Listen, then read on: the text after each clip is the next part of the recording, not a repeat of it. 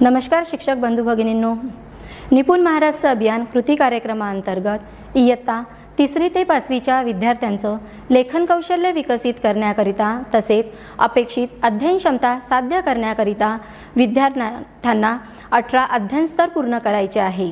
आज आपण स्तर क्रमांक 14 श्रुतलेखनाकरिता 4 ते 5 शब्दांची 1 ते 2 सोपी वाक्य योग्य गतीने लिहितो हा स्तर गाठण्याकरिता एक कृती घेणार आहोत। त्या कृतीचं नाव आहे श्रवण लेखन स्पर्धा। मित्रांनो, आपली कृती घ्यायची असेल तर पूर्वतयारी गरजेची आहे।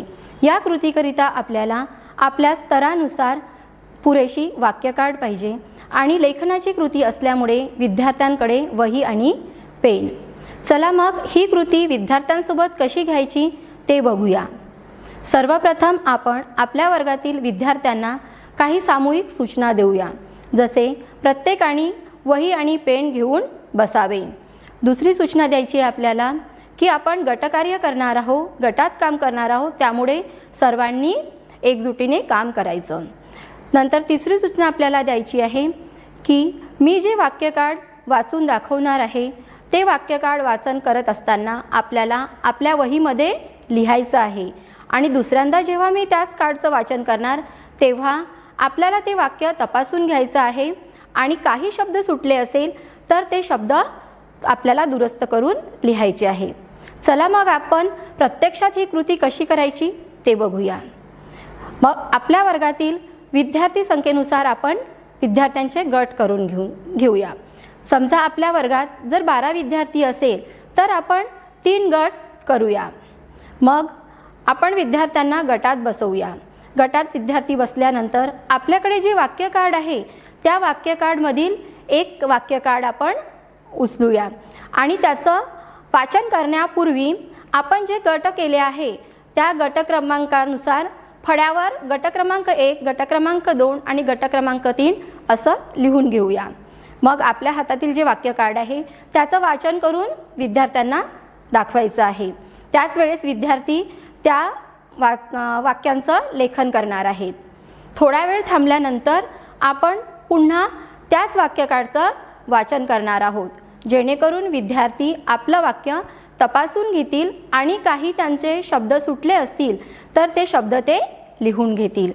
सर्व विद्यार्थ्यांचं लेखन कार्य पूर्ण झाल्यानंतर आपण गटप्रमुखांना सांगायचं की आता तुम्हाला तुमच्या गटातील विद्यार्थ्यांचं लेखन कार्य आपल्याला तपासायचं आहे आणि आपण त्याच वेळेस आपण जे वाक्य वाचलं आहे ते वाक्य फळ्यावर लिहून घ्यायचं आहे, म्हणजे इतर विद्यार्थ्यांनाही स्वतःचं लेखन आणि गटप्रमुखाला इतरांचं लेखन तपासण्याकरिता मदत होईल। सर्वांचं तपासून झाल्यानंतर गट क्रमांक 1ला आपण विचारायचं की तुझ्या गटातील किती विद्यार्थ्यांनी वाक्य बरोबर लिहिली आहे आणि जितक्या विद्यार्थ्यांनी वाक्य बरोबर लिहिली आहे ती संख्या आपण गट क्रमांक 1च्या समोर लिहायचं। अशाच प्रकारे दुसऱ्या गटांचं सुद्धा करायचं आहे आपल्याला। हे झाल्यानंतर मग आपण आपल्याकडे असलेलं दुसरं वाक्य कार्ड घ्यायचं आणि ते सुद्धा विद्यार्थ्यांना वाचन करून दाखवायचं आहे। त्या पहिल्या केलेल्या कृतीप्रमाणेच आपण विद्यार्थ्यांना त्यांचं लेखन तपासायला सांगणार आहोत आणि किती विद्यार्थ्यांनी बरोबर लिहिलेलं आहे हे आपण फळ्यावर लिहिणार आहोत। आता ही कृती पूर्ण झाल्यानंतर गट क्रमांक 1 मधील किती विद्यार्थ्यांनी वाक्य बरोबर लिहिले हे आपल्याला बघायचं आहे आणि त्यांची बेरीज करायची आहे। त्याचप्रमाणे इतरही गटांचं आपल्याला बघायचं आहे।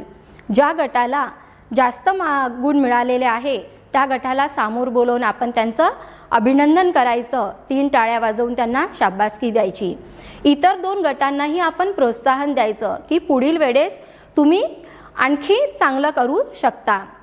मित्रांनो, या कृतीमुळे काय होणार आहे तर या कृतीमुळे विद्यार्थ्यांना लक्षपूर्वक ऐकण्याची सवय लागणार आहे, त्यांचं लेखन कौशल्य विकसित होणार आहे। तसंच आपण त्या कृतीला स्पर्धेचं रूप दिलं आहे, त्यामुळे विद्यार्थ्यांमध्ये चुरस निर्माण होणार आहे आणि विद्यार्थी माझा गट कसा जिंकेल याचा तो प्रयत्न करणार आहे।